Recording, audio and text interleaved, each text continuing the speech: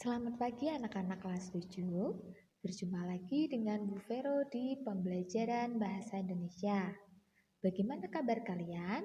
Semoga kalian selalu dalam keadaan sehat dan selalu bersemangat untuk belajar Bahasa Indonesia. Hari ini kita akan kembali belajar dengan materi baru, yaitu puisi rakyat. Nah, tujuan dari pembelajaran ini adalah mengidentifikasi isi puisi rakyat, baik pantun, syair, dan gurindam. Lebih fokus, kita akan belajar tentang pesan yang terkandung di dalamnya, rima, dan pilihan kata. Tapi sebelumnya, Bu Vero mau tanya, menurutmu apa itu puisi rakyat? Atau apa saja puisi rakyat itu?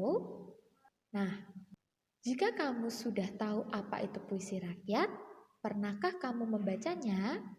Atau pernahkah kalian membuatnya? Atau mungkin ada yang belum mengetahui apa itu puisi rakyat? Wah, tenang saja. Mari kita belajar bersama. Puisi rakyat. Kalau kalian mengetahui apa itu puisi, kalian akan lebih memahami apa itu puisi rakyat. Puisi sendiri adalah karya sastra dalam bentuk tulis yang dipadatkan, dipersingkat, dan diberi irama dengan bunyi padu atau pemilihan kata yang baik. Nah, sedangkan puisi rakyat sendiri adalah kesusastraan rakyat dari warisan turun-temurun nenek moyang kita yang masih memiliki nilai-nilai dan berkembang dalam kehidupan masyarakat.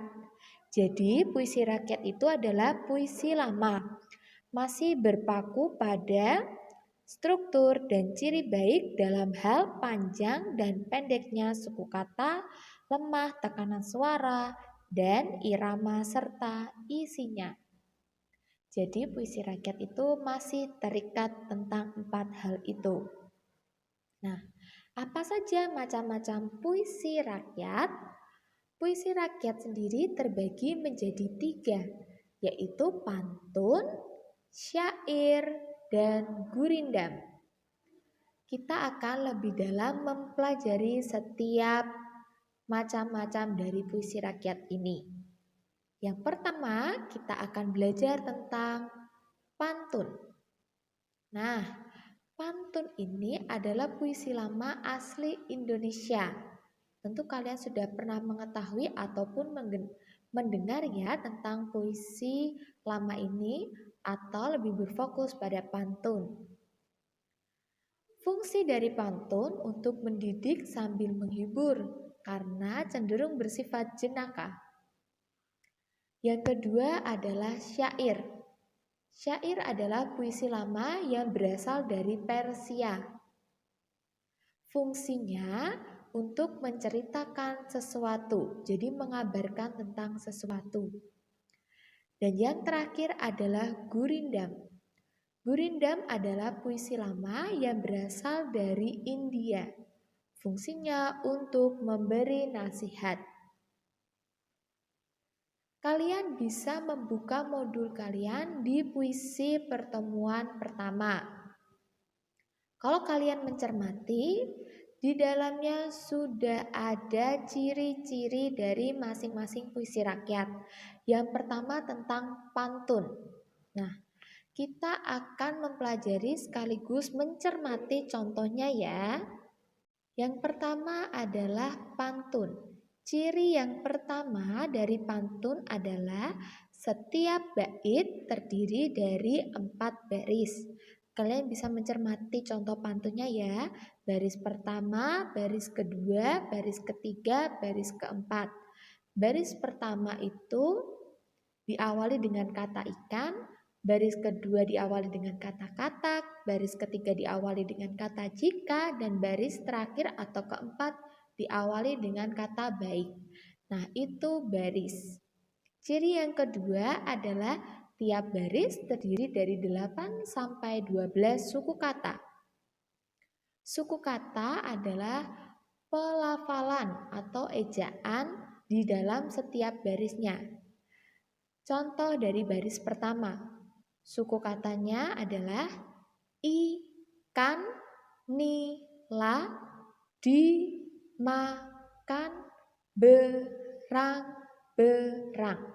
Nah, itu adalah suku kata dari baris pertama.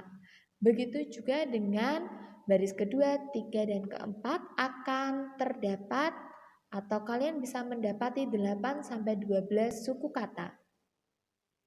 Ciri yang ketiga, berima atau bersajak ABAB. Kalian bisa mencermati di akhir setiap baris. Akhirannya ada baris yang pertama ada eng, baris kedua ada i, baris ketiga ada eng lagi, dan baris keempat ada i lagi. Nah, itu namanya rima atau perulangan bunyi. Ciri yang keempat adalah baris pertama dan kedua merupakan sampiran. Sudah Bu Vero tandai dengan warna oranye. Dan baris ketiga dan keempat merupakan isi atau terjemahan dari sampiran. Bisa dipahami ya? Nah, itu tadi contoh sekaligus ciri dari pantun. Kita lanjut yang kedua, yaitu ada syair. Syair, nah kita langsung mencermati di ciri-ciri sekaligus contohnya. Ciri yang pertama yaitu terdiri dari 4 baris. Kalian bisa mencermati ya, ada 4 baris. Lalu ciri yang kedua ada 8-12 suku kata. Sama, Bu Vero berikan contoh baris pertama. Inilah gerangan suatu madah. Ada 11 suku kata. Lalu ciri yang ketiga adalah bersajak a atau 4a. Kalian bisa mencermati warna merah di akhir setiap baris. Ada ah. Itu namanya sajak atau rima. Lalu ciri yang keempat adalah semua baris adalah isi. Nah, jadi tidak ada yang namanya sampiran ataupun isi ya, semua isi. Nah, kalau sudah memahami apa itu syair, kita masuk ke yang ketiga yaitu gurindam. Gurindam ini ciri yang pertama adalah terdiri dari 2 baris. Kalian bisa mencermati ya, ada 2 baris. Lalu tiap barisnya memiliki 10-14 suku kata. Jadi sedikit lebih banyak dibandingkan pantun dan syair. Ciri yang ketiga adalah berima atau bersajak sama yaitu AA. Kalian bisa mencermati di akhir setiap baris. Ada suku kata mu dan mu. Di baris yang pertama mu, baris kedua juga mu. Lalu ciri yang keempat merupakan satu kesatuan yang utuh, jadi tidak bisa dipisahkan. Jadi masih nyambung atau berkesinambungan ya, masih terikat satu sama lain. Lalu baris pertama berisi soal atau masalah atau peranjinan sebab. Baris yang kedua berisi jawaban atau akibat dari masalah baris pertama. Nah, karena gurindam ini bersifat nasihat, maka baris pertama itu masalah yang terjadi. Yang baris kedua adalah jawabannya atau nasihatnya. Itu tadi 3 jenis puisi rakyat. Bisa dipahami ya? Lalu, kalau sudah memahami dari ketiga jenisnya, kita masuk ke bagian rima atau berfokus pada rima. Rima itu apa sih? Sekali lagi Bu Vero tekankan ya, rima adalah perulangan bunyi dalam kata atau suku kata di dalam puisi.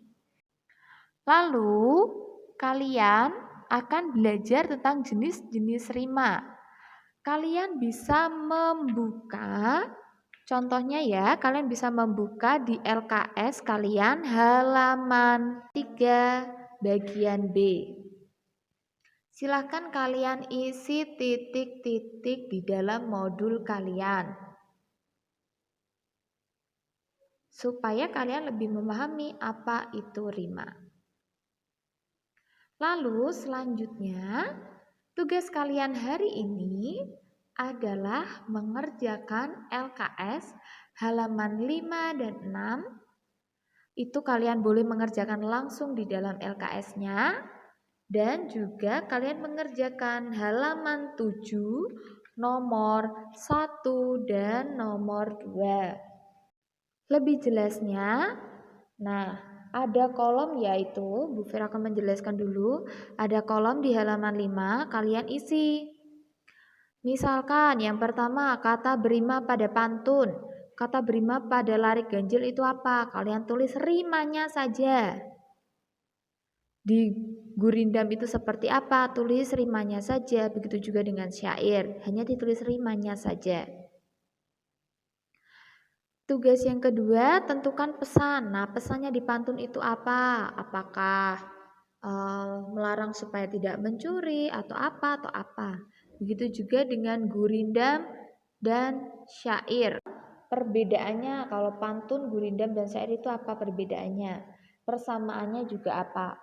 Apakah sajaknya sama atau sajaknya berbeda? Nah, kalian tulis perbedaan dan persamaannya. Kalau halaman 7 itu kalian mengerjakan yang ada tulisannya latihan 1 dan 2. Uraikanlah dengan bahasamu sendiri. Itu tugas kalian itu. Nah, apa yang harus dianalisis? Itu bacaannya ada di halaman 3 ya, yang 3.9. Pantunnya ada di situ, gurindamnya ada di situ, dan syairnya ada di situ. Cukup jelas ya tugasnya? Kalau jelas, silahkan mengerjakan sebaik-baiknya dan perhatikan Google Classroom. Batas pengumpulannya itu kapan? Baik, Bu Vero akhiri pembelajaran kita hari ini. Selamat belajar, Tuhan memberkati. Ingat, patuhi dan jadikan kebiasaan.